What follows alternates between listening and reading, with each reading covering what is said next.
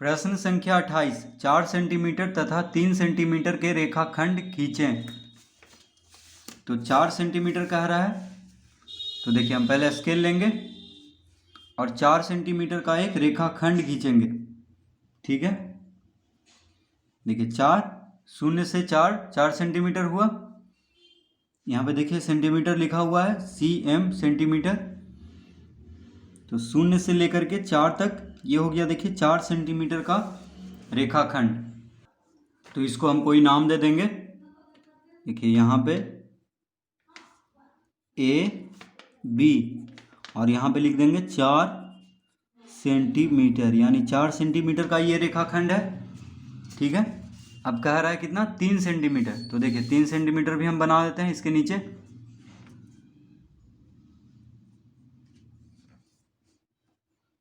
तो 0 से लेकर के 3 तक जाएंगे, ये हो गया 3 सेंटीमीटर। तो इसको भी हम कोई नाम दे देंगे। तो इसको हम PQ दे देते हैं और 3 सेंटीमीटर। ठीक है, तो ये हो गया 4 सेंटीमीटर तथा 3 सेंटीमीटर के रेखाखंड। यही कह रहा था, बस इसी को खींच देना है प्रश्न 28 में।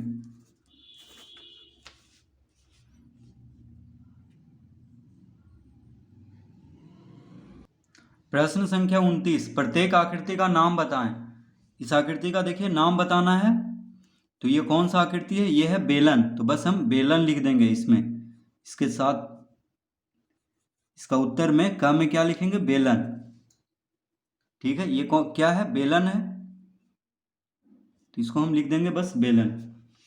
ये कौन सा आकृति है, यह है शंकु। तो हम इसके सामने या बगल में लिख देंगे क्या, शंकु। ये कैसा आकृति है, यह है घनाभ। घनाभ। ठीक है, तो बस इन सब का नाम लिख देना है, कौन सा आकृति है। तो बेलन, शंकु, घनाभ। प्रश्न संख्या 30। का 15.45 रुपया जोड़ 8.25 रुपया जोड़ना है। ख में देखिए, तो पहले इसको हम जोड़ लेते हैं। ठीक है, तो क में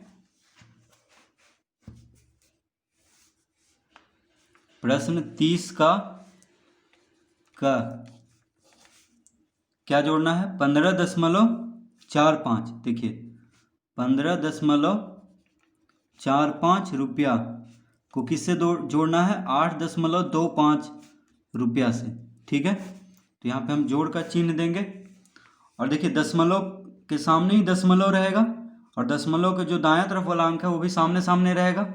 और इधर भी देखिए बायां तरफ वाला अंक भी दशमलव के वो भी सामने रहेगा। तो इस तरफ से हम जोड़ना शुरू करेंगे। 5 5 10, हाथ में रहा 1, 4 2 6 1 7। अब दशमलव के सामने ही दशमलव देंगे।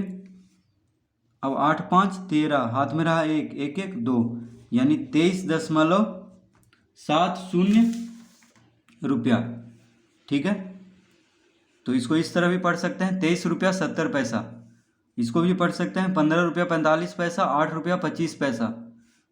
तो 15 रुपया 45 पैसा, 8 रुपया 25 पैसा, दोनों को जोड़ेंगे तो क्या आएगा, 23 रुपया 70 पैसा। ठीक है, या इसको इस तरह पढ़ सकते हैं, 23.70 रुपया। अब ख में देखिए 12.40 रुपया, 25.30 रुपया। इसको जोड़ देना है तो रुपया ही आएगा जोड़ने पे।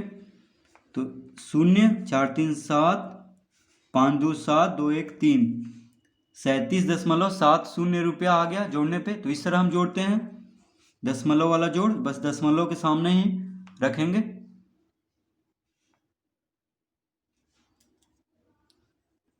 अब घ में तो 8 रुपया 65 पैसा, 9 रुपया 87 पैसा को जोड़ देना है।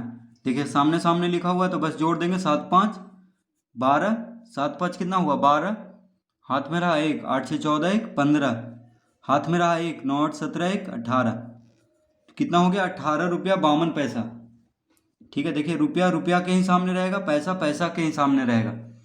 तो इधर से जोड़ना शुरू करेंगे। 7 5 12, हाथ में रहा 1, 8 6 14, 1 15, फिर एक हाथ में रहा तो 9 8 17, 1 18, यानी 18 रुपया 52 पैसा। ठीक है, इसको हम बोलेंगे क्योंकि देखिए रुपया लिखा हुआ है ऊपर, तो रुपया के ही सामने पैसा पैसा के ही सामने रहेगा। यहाँ पे भी पैसा शून्य शून्य शून्य हो जाएगा, यहाँ पे जोड़ेंगे तो 8 5 13, हाथ में रहा 1 तो 30 पैसा आ गया है। अब 1 को इधर भेजेंगे तो 5 8 9 1 10, यहाँ पे शून्य आएगा। हाथ में रहा 1, 8 2 10 1 11, हाथ में रहा 1 1 1 2, यानी 210 रुपया 30 पैसा। ठीक है, ये क्या हो गया 210 रुपया 30 पैसा। तो पैसा पैसा के ही सामने, रुपया रुपया के ही सामने रहेगा। ठीक है, अब आ जाइए प्रश्न संख्या 31, घटाएं। इसको क्या करना है, घटाना है। तो रुपया है पैसा है, तो पहले पैसा से ही घटाना शुरू करेंगे, यानी दाईं ओर से। तो शून्य है, तो शून्य में से 5 नहीं जाएगा तो इससे पैंचा लेंगे, तो ये हो गया 10, 10 में से 5 गया तो 5, तो यहाँ पे 5 लिखेंगे। अब ये हो गया 4, क्योंकि इसको पैंचा दिया था, तो 4 में से 2 गया 2, तो 25 पैसा आ चुका है। अब इसमें घटाएंगे, 8 में से 7 गया 1, 2 में से 1 गया 1, तो कितना आ गया 11 रुपया 25 पैसा, क्योंकि पैसा पैसा के ही सामने, रुपया रुपया के ही सामने रहेगा। तो बस इसको हम लिखेंगे 11 रुपया 25 पैसा। अब इसमें देखिए 5 में से 0 गया 5, 7 में से 5 गया 2, 11 1 है तो इससे पैंचा लेगा तो 11 हो जाएगा। 11 में से 8 गया 3, ये हो गया 7, 7 में से 1 गया 6, ये हो गया 1, यानी 163 रुपया 25 पैसा। 163 रुपया 25 पैसा।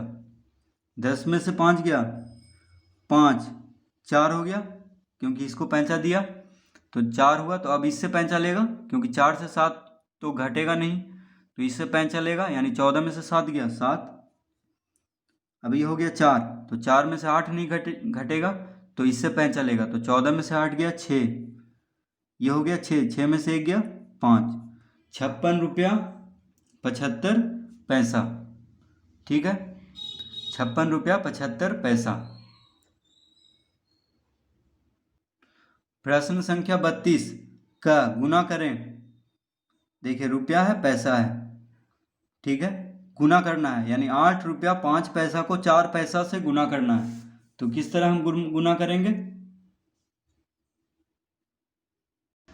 तो देखिए 5 चौक 20, 5 चौक क्या हो जाएगा 20, 8 चौक 32, तो कितना हो गया देखिए 32 रुपया। ये रुपया पैसा देखिए अलग अलग हो गया है, 32 रुपया 20 पैसा।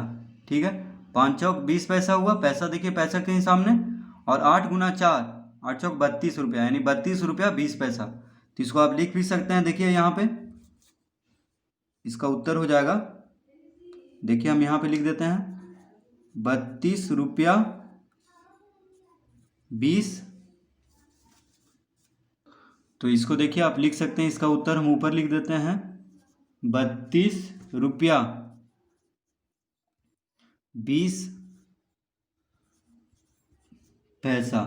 ठीक है, इसका उत्तर देखिए 32 का 32 रुपया 20 पैसा।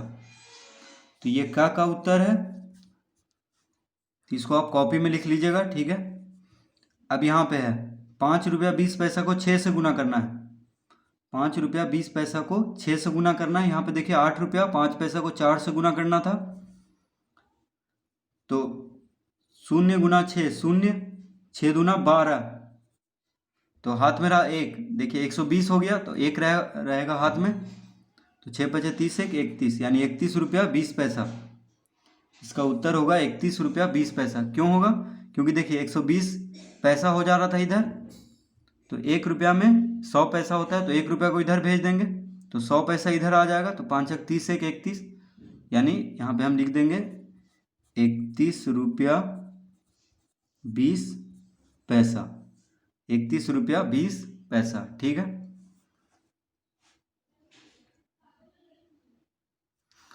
अब इसमें देखिए 15 रुपया 40 पैसा को 6 से गुना करना है, तो 0 गुना 6 0, 6 चौक 24, हाथ में रहा 2, 240 हो जाएगा। तो 200 पैसा को हम इधर भेज देंगे, यानी 2 रुपया को इधर भेजेंगे तो 15 छक 90, 90 2 92।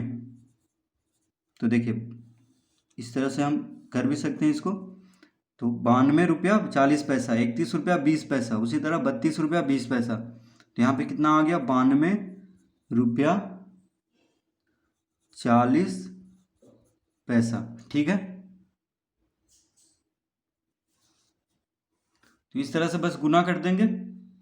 जहाँ पे भी 100 से ज़्यादा आएगा तो 1 रुपया को इधर भेज देंगे। जैसे यहाँ पे 120 पैसा आ रहा था यहाँ पे गुना करने पे, तो 100 पैसा को इधर भेजेंगे तो 1 रुपया में बदल जाएगा, क्योंकि 100 पैसा बराबर 1 रुपया होता है। और यहाँ पे बस 20 पैसा था तो इसीलिए हम 20 को 20 ही रहने दिए, और 8 चौक 32।